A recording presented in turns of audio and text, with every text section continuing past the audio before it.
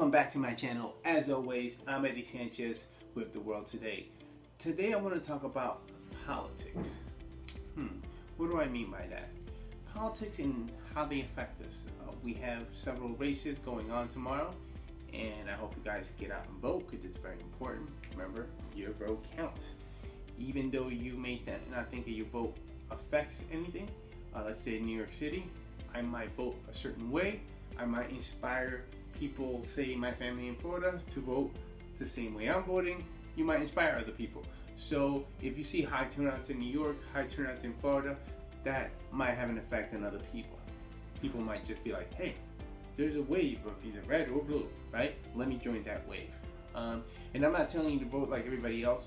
I want people to make up their own mind and vote how they see fit or what they believe in. All right, so let's get into the politics.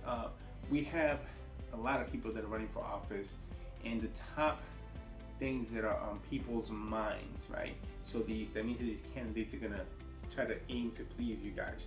We're gonna be talking about the economy, immigration, and the number one thing is healthcare. So I didn't say in order, but the number one thing would be healthcare, economy, and then immigration.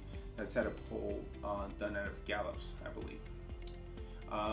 Information that I talk about, most likely I'll have links down below, so if you guys have questions, send me a message, or if you just want to talk about the situation that I'm talking about, or whatever, how it might affect you, send me a message and I'll definitely reply back to you guys. Anyway, so let's keep going.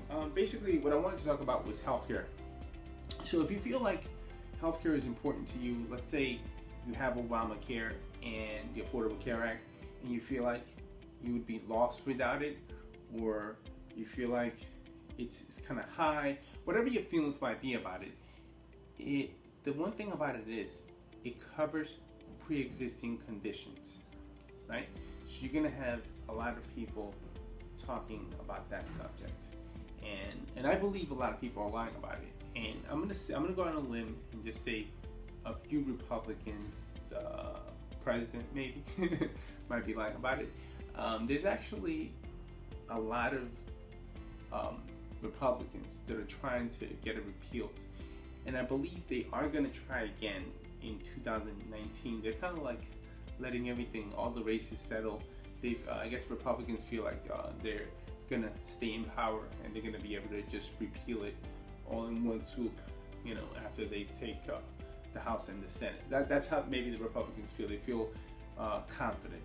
I don't know if that's true or not, but I see a lot of things wrong.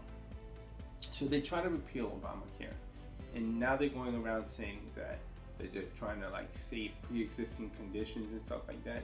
That doesn't sound right to me, because before you were trying to repeal it, but now you're saying, so it makes no sense. Somebody's lying, and for sure, Ted Cruz of Texas definitely lying. He was trying to repeal Obamacare, which means he does not care about pre-existing conditions. Same thing for Donald Trump. Again, I'm just stating facts. It's like McConnell saying, yeah, I care about pre-existing conditions. He's never said that, but you'll see an article below that says for now they're not going to repeal it, but they tried to repeal it before. And if you feel secure in healthcare, feel assured that Republicans are going to try again to repeal Obamacare. Along with repealing Obamacare, you're going to have tax cuts. You're going to have, where are they going to cut from?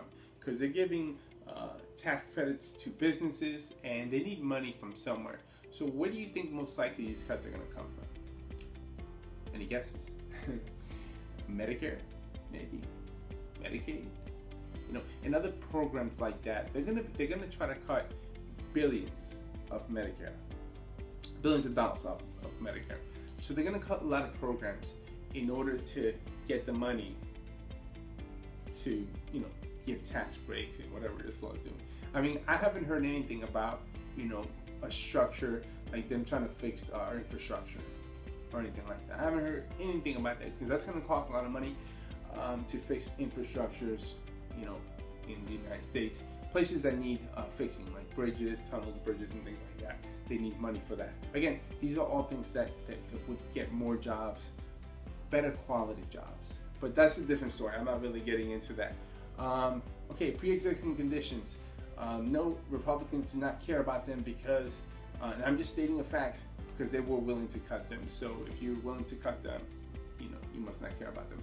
Economy. The economy is going, we'll presume it's going well.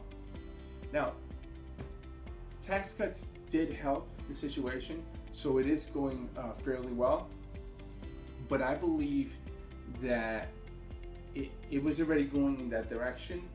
So, like, if you think about it, and again, I'm not trying to like bring up Obama and say, but he got it started. So, in 2008, we had the whole catastrophe, economic catastrophe, and then after that, then we started rebuilding, and the economy just started going forward, and that's where you didn't have as much momentum as you do now during the Obama era, because if you come off a slow restart, of the economy, it's going to go up slowly, and it did start going up slowly, and now with the tax cuts, that did help it. So that was a good move by Donald Trump. Like I said, that was a good move, tax cuts. Now, would I have made such drastic tax cuts? Probably not. But with that being said, there's a few things that I want to address that are not on the agenda, because immigration reform is something that both Democrats and Republicans they basically need to come together and come up with a solution for immigration. They can't just fight each other. They have to work together. As far as I know you hear both candidates, or Republican, Democrats saying, "Oh, I'm going to do this, I'm going to do that," but until they come together, which they are unwilling to, nothing will get done. People will just talk about immigration as an issue. They won't really do anything about it. Okay, the one thing I wanted to talk about was gun laws. So I did note something. Governor Rick Scott did do something. There were some minor changes in the gun laws in Florida, which I thought was good. I think the age was 18 to purchase handguns and shotguns, things like that. 18, I think they moved it up to 21. I have a link down below so they give you more information. But with that being said, just knowing the gun laws and how they work, there's always loopholes, and that's kind of like the issue that we have. Oh, another thing is they are trying to if you have like a mental disability, they're gonna look into your background check. They are trying to keep people that don't necessarily need to have guns. They're trying to keep them from having them. So that is extremely helpful. So I just wanted to give credit to Governor Rick Scott. He actually did, try to do something. Again, it's not his fault that there's a lot of issues with loopholes and ways around guns and stuff like that. But another link you'll see, they are trying to take actions, and like if they find you basically dangerous, they will try to get a judge order, right? And they have a few judge orders to take away your guns. They temporarily take your guns. They can't forever just take your guns, but they can temporarily take your guns, I guess, for a certain time period. I'm not sure how long it is. Again, the link is down below. It'll give you more information.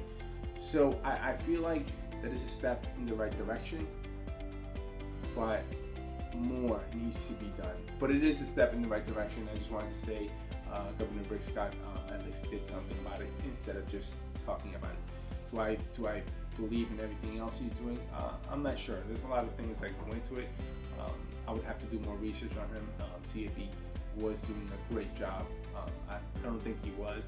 I hear a lot of complaints and stuff about him. So maybe it's time for somebody else to step in there, right? Anyway, again, I'm not here to say pick a certain party, Republican, Democrats. I'm here to speak about the facts. Overall, I'm glad that something was done for in memory of the Parkland shootings.